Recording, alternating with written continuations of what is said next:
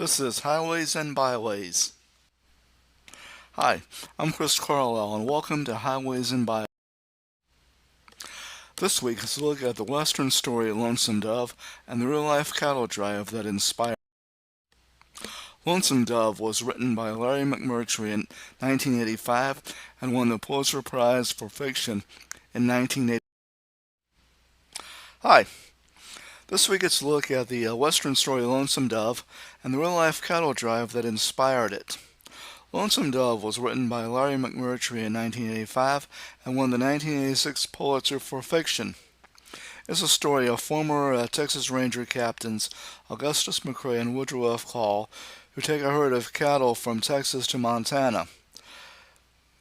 Gus is able to rescue Lorena Wood, a prostitute, from a sadistic half-breed named Blue Duck, and also is reunited with his former love, Clara Allen. Gus also tries to get Call to admit that he's the father of Newt Dobbs, one of the hands. Jake Spoon, a fellow ranger who told them about the land in Montana, has a falling out with McCrae and Call, falls in with a gang of three brothers who commit crimes including murder. When Call, McCrae, and other members of the drive catch up to them, the three brothers are hanged, but Spoon spurs his own horse, hanging himself. Josh Dietz, the group's African-American scout, dies after being speared by a native when he picked up a crying infant who had started to crawl away. The baby was also blind.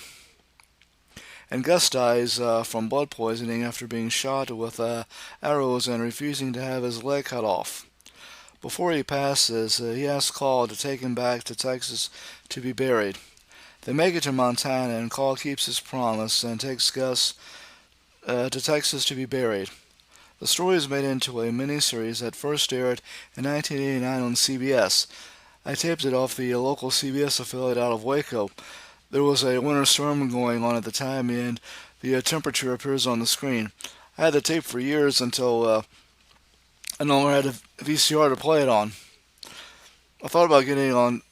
Been trying to find it on DVD for a while, but haven't been able to. Anyway, the miniseries starred Robert Duvall as Gus McCrae, Tommy Lee Jones as Captain Call, Dan Lane as Lorena Wood, Frederick Forrest as Blue Duck, Angelica Houston as Clara Allen, Ricky Schroeder as Newt Dobbs, Robert Urich as Jake Spoon, and Danny Glover as Josh Dietz. Robert Duvall once stopped at the Highway 77 Cafe in Rosebud.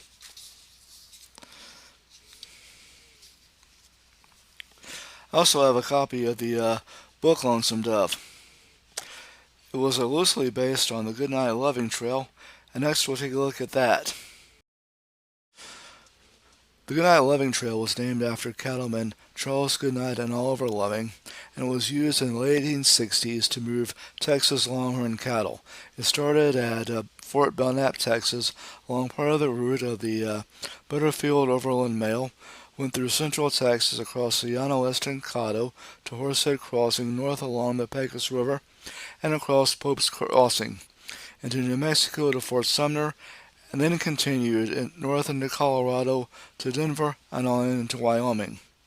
Goodnight and Loving decided to partner up in June of 1866 to drive cattle to the growing markets in the West, hoping the demand for beef from settlers, soldiers stationed at the military forts across New Mexico, and Navajos who had been placed on reservations near Fort Sumner would make the drive profitable. With 18 cow hands, they took 2,000 head of cattle to Fort Sumner, New Mexico. There were over 8,000 Navajos that had been interred at the Bosque Redondo Reservation, which was under the fort's control. But due to poor conditions on the reservation for farming and inadequate planning by U.S. authorities for provisions, the demand for new food supplies became urgent. Goodnight and Loving got 8 cents a pound for the steers in the herd, but couldn't interest the government agent in the 800 stock cattle. Goodnight went back to Texas with $12,000 in gold to buy more cattle. Loving went on north towards the railhead in Denver with the rest of the cattle and calves. When he got to the Raton Pass, he was stopped by a toll gate chain run by Richens Lacey Wooten. Loving paid 10 cents per head of cattle to Wooten, and then he sold the herd to John Wesley Iliff when he got to Denver. At Horsehead Crossing in 1867, during a heavy storm, the herd was attacked by a party of Comanches, which left it divided and scattered. Loving and one-armed Bill Wilson went on ahead to Fort Sumner to advise them of the delay. They were ambushed by Comanches, but both managed to escape, but Loving died after refusing to have his leg cut off, like Gus McCrae in the story. Goodnight later takes Loving back to Texas to be buried, like Hall does for Gus in the story. Goodnight drove herds through the Raton Pass again in 1868, paying the toll. He started driving slaughter herds to Cheyenne, Wyoming, to be butchered and marketed locally and shipped by railroad to markets in Chicago in February of 1868. Ranches stocked with longhorn cattle that were brought up along the trail were started in Wyoming. Cheyenne became a hub for the cattle business in Wyoming and with a connection to the Union Pacific Railroad. In 1876, Charles Goodnight started the J.A. Ranch in the Palo Duro Canyon in the Texas Panhandle, the first to be established in the Panhandle. He died in 1929 at age 93. Loving County, Texas, which is one of the smallest counties in the nation, is named after Oliver Loving.